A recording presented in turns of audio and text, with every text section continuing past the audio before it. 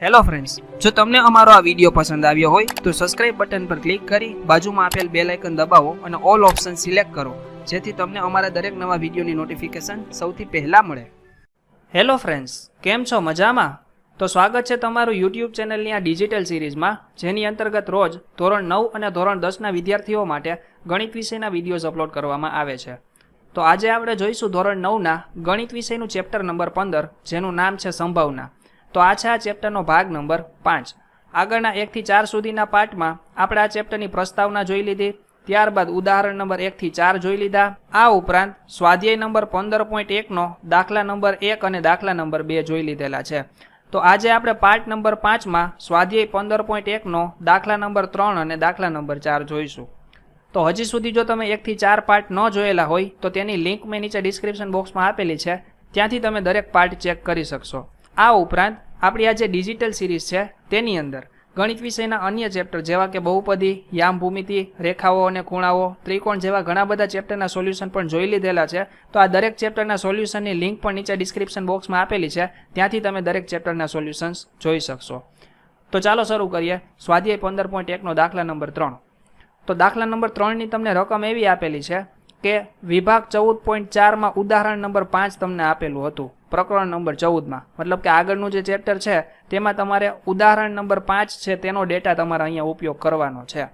તો એ ડેટાની અંદર તમને એવું કહ્યું છે કે વર્ગનો વિદ્યાર્થી ઓગસ્ટ માસમાં જન્મ્યો હોય તેની સંભાવના શોધો.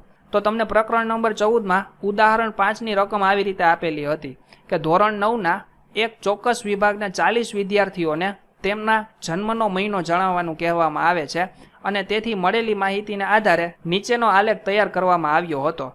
તો પ્રકરણ નંબર 14ની અંદર તમને ઉદાહરણ 5ની રકમ અને આવી રીતે આલેખ આપેલો હતો. તો આ આલેખ અને આ રકમ માટે તમારે ઓગસ્ટ માસમાં જન્મેલા હોય તેવા વિદ્યાર્થીઓની સંભાવના મેળવવાની છે. બરાબર? તો કઈ રીતે થશે? તો આપણે ઓલરેડી દાખલા નંબર 1 અને 2 આ ઉપરાંત ઉદાહરણ 1 થી 4ની અંદર જોઈ લીધેલું છે, તે જ રીતે આપણે અહીંયા દાખલો ગણીશું. તો અહીંયા આપણને 40 વિદ્યાર્થીઓ આપેલા છે, ટોટલ 40 વિદ્યાર્થીઓ. તો અહીંયા લખવાનું આપણે કે કુલ 40 વિદ્યાર્થીઓની સંખ્યા આપેલી છે, તો કુલ પરિણામની સંખ્યા કેટલી થશે? 40. બરાબર? શા માટે આપણે કુલ પરિણામની સંખ્યા લખી? તો આપણે જોયેલું હતું કે સંભાવના મેળવવાનું સૂત્ર હોય તો તેનું સૂત્ર કંઈક આવી રીતે આમ હતું કે ઉદ્ભવતા પરિણામની સંખ્યા છેદમાં શું આવે? કુલ પરિણામની સંખ્યા. તો એટલે આપણે અહીંયા શું લખ્યું? કુલ પરિણામની સંખ્યા, કારણ કે આ સૂત્રની અંદર આ 40 છે તે શું થશે? કુલ પરિણામની સંખ્યા. હવે આપણે ઉદ્ભવતા પરિણામની સંખ્યા મેળવવાની છે. તો તે પહેલાં અહીંયા આપણને ઓગસ્ટ માસમાં જે વિદ્યાર્થીઓ જન્મ્યા છે તેની સંભાવના મેળવવાની કહી છે. તો તે ઘટનાને આપણે કહીએ ઘટના એ.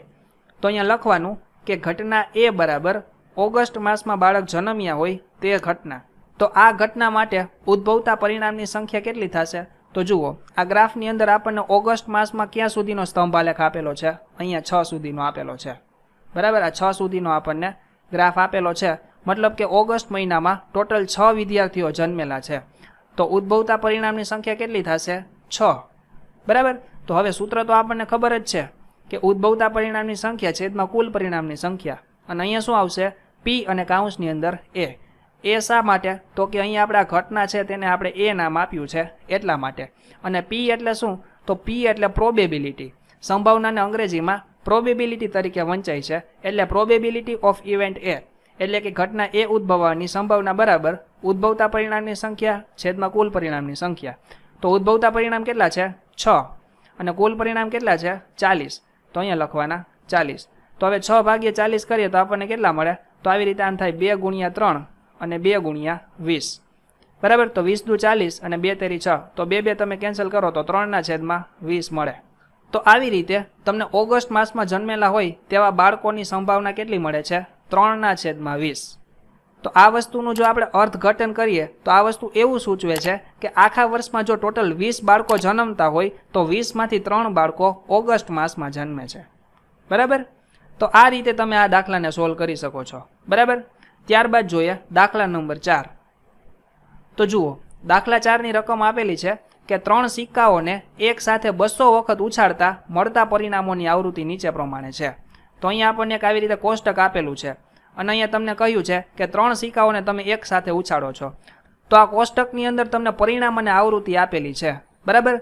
તો અહીંયા પહેલો કેસ છે તેમાં આપ્યું છે 3 છાપ અને તેની આવૃત્તિ 23, મતલબ કે 3 સિક્કાને તમે 200 વખત ઉછાળો છો, 3 સિક્કાને તમે 200 વખત ઉછાળો છો તો 3 એ 3 ની અંદર છાપ હોય એટલે કે હેડ હોય તેની સંખ્યા કેટલી છે 23, મતલબ કે 200 માંથી 23 કેસ એવા છે કે તમે સિક્કાને ઉછાળો અને 3 એ 3 ની અંદર છાપ પડતી હોય, બરાબર।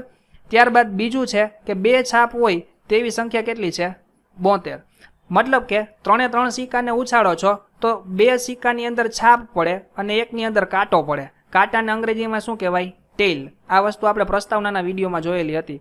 તો 2 સિક્કાની અંદર હેડ પડે એટલે કે છાપ પડે અને 1 સિક્કાની અંદર કાંટો પડે, આવા કેસ કેટલા મળે છે 72।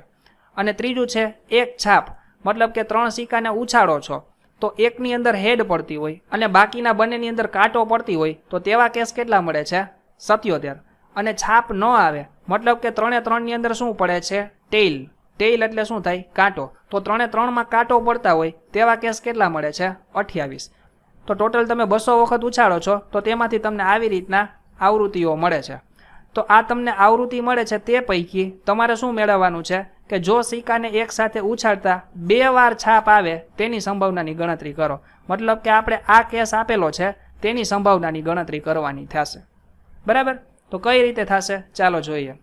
તો અહીંયા આપણને કહ્યું છે કે સિક્કાને આપણે 200 વખત ઉછાળીએ છીએ, બરાબર। તો અહીંયા લખવાનું કે 3 સિક્કાઓને એક સાથે 200 વખત ઉછાળવામાં આવે છે, તો કુલ પરિણામની સંખ્યા કેટલી થશે, તો અહીંયા 200 વખત ઉછાળીએ છીએ તો કુલ પરિણામની સંખ્યા 200, કારણ કે 200 વખત જ ઉછાળીએ છીએ।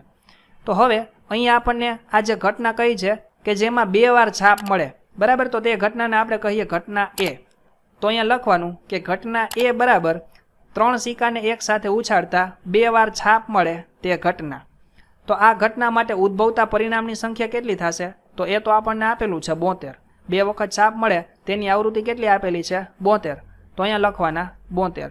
તો હવે તો આપણને ખબર જ છે સૂત્ર કે ઉદ્ભવતા પરિણામની સંખ્યા છેદમાં કુલ પરિણામની સંખ્યા, તો 72 છેદમાં 200। તો હવે આપણે આને છેદ ઉડાડવાના, તો કઈ રીતે થશે જુઓ, 72 એટલે શું થાય તો કે 36 ગુણ્યા 2 અને 200 એટલે શું થાય તો કે 100 ગુણ્યા 2। તો હવે તમે આ 2 ને કેન્સલ કરી નાખો તો આપણને શું વધે અહીંયા 36 ના છેદમાં 100। તો હવે તો આપણને ખબર જ છે કે 36 ના છેદમાં 100 હોય તો તેને આપણે કઈ રીતે લખી શકીએ 0.36, કારણ કે એકની પાછળ 2 મીંડા છે છેદમાં, તો આપણે અહીંયા ડેસિમલ પોઈન્ટ હોય ઇનિશિયલી 36 ની પાછળ હોય ડેસિમલ પોઈન્ટ, તો આ ડેસિમલ પોઈન્ટને આપણે ડાબી બાજુ 2 સ્થાન ખસેડી લેવાનો, તો અહીંયા 1 અને અહીંયા 2, મતલબ કે 3 ની આગળ શું આવી જશે ડેસિમલ પોઈન્ટ। તો આવી રીતે આપણને આ જે ઘટના કઈ છે તેના માટેની સંભાવના આપણે શોધી શકીએ છીએ। તો આશા છે કે આ દરેક વસ્તુ તમને સમજાઈ ગઈ હશે। તો આવી જ રીતે દરેક પ્રકારના દાખલાનું ડિજિટલી સોલ્યુશન મેળવવા માટે જરૂરથી સબસ્ક્રાઇબ કરો આ યુટ્યુબ ચેનલને, જેથી દરેક નવા વિડીયોની નોટિફિકેશન તમારા સુધી સૌથી પહેલાં પહોંચે। Thank you.